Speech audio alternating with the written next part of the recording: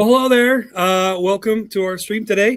My name is Meatball. I'm here with our friends at WSGW, with the Moose, with Kiss, and with 106.3 The Core.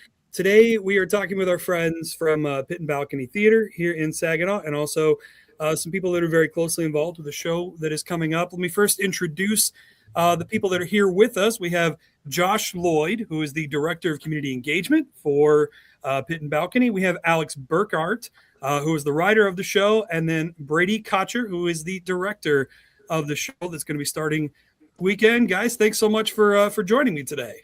Thank you for having us. Yeah, thank you. Glad to be here. Absolutely. So, Pit and Balcony doing a show that starts this weekend on the 9th. It is called Stone Point, and Alex is the writer of the show. And Alex, this is a world premiere of this show. Is that correct? That's correct. This is going to be the first time this is ever performed for an audience. Live right here in Saginaw, America. That's the way to do it. Now, Alex, I'm sure you've done other productions, you've done other shows and things of that nature. How are the butterflies for the opening of a brand new thing for you? Okay, so I was an actor in Los Angeles for a while, and then I direct too. I'm a theater teacher as well. And I think I get the most nervous actually whenever one of my shows are mounted. It's kind of like you craft this world and this little baby, and you're gonna give it out to the world, and you hope that the world accepts it and learns from it. But you never know. I mean, the audience is such a key piece to any piece of live theater and any sort of story. But I'm sure Pit and Balcony will do an amazing job with it and do it Fantastic. justice. Yeah. Now, Josh, working with Pit and Balcony directly here, Saginaw gets to be the world premiere of this show. What does that mean for Saginaw? What does that mean for Pit and Balcony? This is an opportunity. I feel like that doesn't happen, too often. It's not often that, being a smaller community theater that you get to premiere a show for the very first time. So it's really a special opportunity that we're so gracious to be able to have and, work with Alex to premiere this show. It's a fantastic story, very moving, and we're just excited to be able to share that opportunity with the local community. So we're very excited. Very cool. Now, Brady, I'll come over to you too. What does it mean to, be involved in the process and kind of put this on stage for the first time? A little nerve-wracking for a couple of different reasons. One, hopefully the audience likes it as much as I liked it when reading the script. Two, hopefully if Alex comes and sees it, he likes it as much as he It's him coming in. It's like, this is not what I wrote. It's like, it's there. Now, how did we land on this show debuting here in Saginaw? How did that come about? Yeah, so we have a wonderful play selection committee that reads dozens and dozens of scripts, and they came upon the script by chance. I'm not exactly sure how they found it, but there was a lot of great energy behind it, and they're like, oh my gosh, we really should put this play on. And I'm so glad they found it because I think it will resonate very well with the community, and it's just such a touching story. It's a relatable story in a lot of ways. It's a slice of life, as I like to call it. I won't spoil anything, but my family just dealt with a very similar situation not long ago over the holidays. So, it touches home to, I think a lot of people it will. Now, Alex, let's talk about the show a little bit, the content of it and kind of the progression. Now, we were talking beforehand, we got on here. There's a lot of threads to unravel with this show, so we won't go into enough detail to spoil anything. But what can you tell us kind of the basis of the show and kind of what people should expect, from what you've written? Sure. It follows a man by the name of Lee Stone, and Lee has a form of bone cancer that has spread to his brain. The play is taking place during the final days of his life. He is the final steward and custodian of a large hunting property out in southern Wisconsin, and he has nobody to leave it to. So he's struggling with the idea that he's going to have to give up this huge piece of him to possibly a stranger or back to the powers that may be. during the process of the story, he is haunted by other people who have also died on the property as well, mostly his family members, primarily the women in his life. And then a stranger stumbles into his life, and he learns more about himself, and the world learns more about his true story as well. And it's kind of just showing that, in the last few days of our life, every single moment is important. And even the decisions that we have up until our final breaths are important. Something that was interesting to me when I was reading the synopsis for this show is you very easily could have said, this guy is haunted by the ghosts of his property, but you very specifically in the description mentioned sirens and is it Pretas? Is that right? Yeah, yes, correct. Why specifically would you go that route as to just saying, just making it another like Christmas story, the ghosts of past, present, and future. You know what I mean? So I'm very influenced by mythology. It's something that is, influenced and is noted in all of my works. My earliest play, Atlas Pit, plays around with the Orpheus Eurydice myth and looks at opiate addiction. And then my second play deals with the story from the Cyclops from the Odyssey. And then this third play that I wrote, I was very, very influenced by the sirens, particularly the things that call us and the whispers that happen in our head over and over again. I think all of us can relate to those moments of hearing voices and we don't know exactly where they come from. So I was kind of playing with that. And then playing with the idea of what if these voices became hungry in their own respect, which is where the idea of the hungry ghosts come from, and sirens in general. You have to remember that these ghosts, they are kind of embedded in the main character's mind as well, and his mind is cancerous at this point. So they are vicious, cancerous, versions of his inner self. Okay.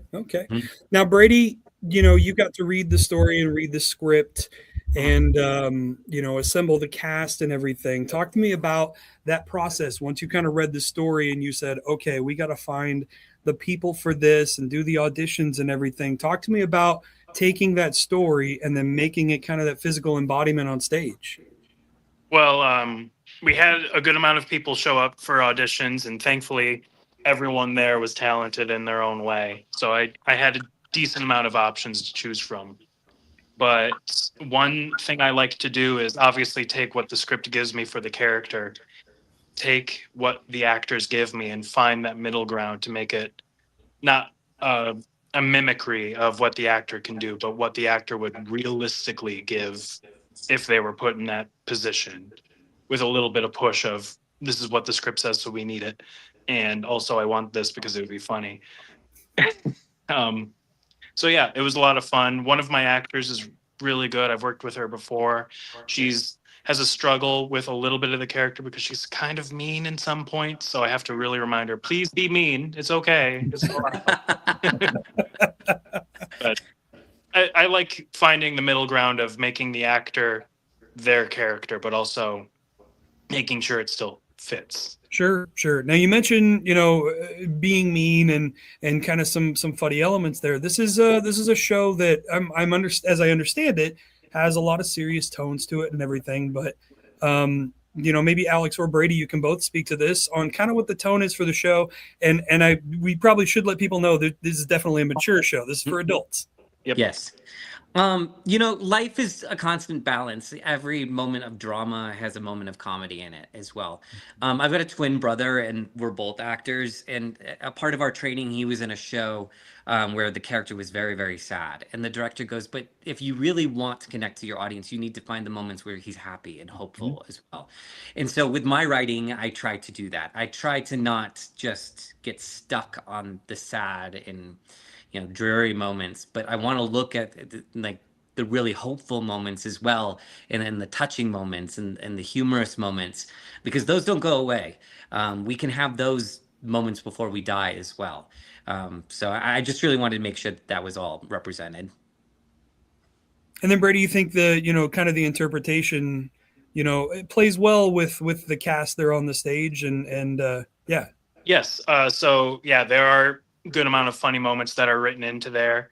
We found a few extra where we can turn the line into being something to alleviate the sadness and depression, and because it's a sad show, but if it's sad throughout, it could be boring. It shouldn't be with the way we're doing it now. I've watched some shows that the script is genuinely really, really good, but they just focus too much on, oh yeah, and this happened and this happened, and it draws on and it's boring. And when my actors would fall into that trap, I'd have to constantly tell them it's boring, do better. That's not a direction. That's not a direction you typically want to get from your directors. No, I said an actor, but I did use the word boring to make sure they knew the stake of please don't make it boring. Sure. Josh, have you seen the rehearsals and everything on the show? Have you gotten to look it over? So I have not seen much of the production just yet. Tonight will be a nice sneak peek for me. I'll be taking a lot of promo pictures and videos. So I got to see some early pictures from the very early rehearsals. And it's kind of nice because I can come in later in the process when it's, finally getting up on its feet and get a little taste. And then, obviously I'll be here during the run opening night and for the rest of the show. So I'm excited to see a little bit tonight. So it's kind of interesting because we do kind of have the entire cycle of this show here, because we have Alex who wrote it, we have Brady who's directing it, and then Josh coming in, at the end to kind of see it kind of in its full form.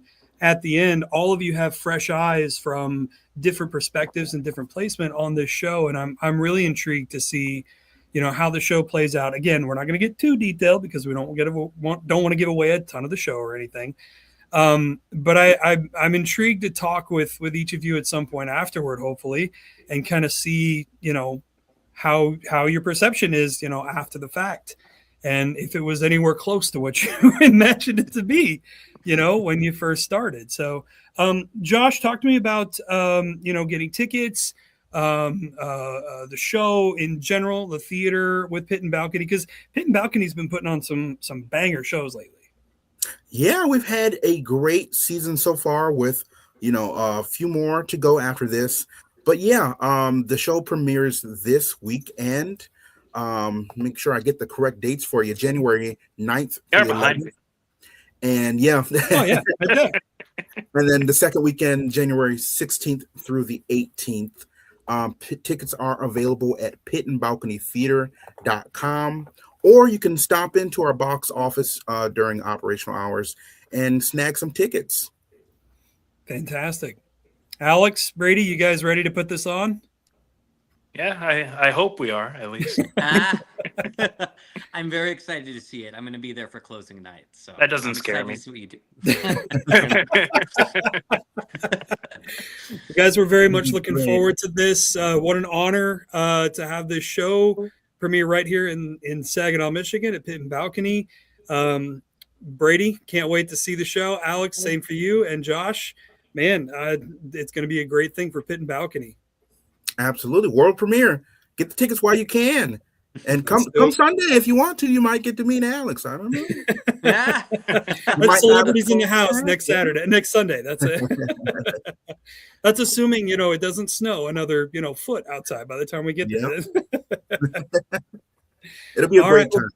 Yeah. No, it should be great. And I encourage everybody, the nice thing is obviously this is community theater. This is, this is where those people that you see in LA and Hollywood and everything get born, as these public theaters. And so this is a great way to support careers and people's starts to this kind of stuff. So this is going to be fantastic. So thank you guys so much for your time. Alex, Brady, Josh, get your tickets now, pitandbalconytheater.com. And we'll see you guys in the seats. Thank you so much. Thank you. Thank you.